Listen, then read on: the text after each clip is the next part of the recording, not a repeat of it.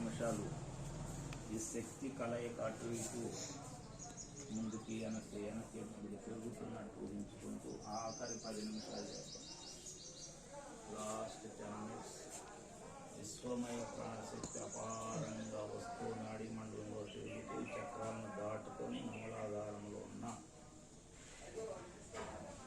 కొండలని శక్తి మాత్రం లేచి ఆ రెండు కలిసి పైదాకా పెరుగుతున్నట్టు.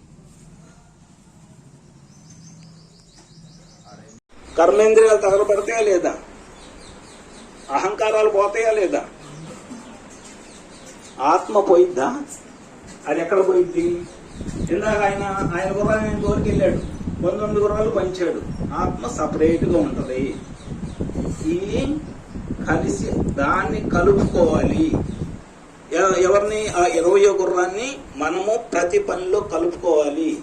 కలుపుకున్నప్పుడు మాత్రమే ఈ 19 గుర్రాలు సరిగ్గా పనిచేస్తాయి. అట్లా కలుపుకోలేకపోతున్నాం కాబట్టి మనము మాయలో బ్రతుకుతున్నాము. ఆ మాయను వేడాలంటే ఆ 20వ గుర్రం సహాయం తీసుకోవాలి.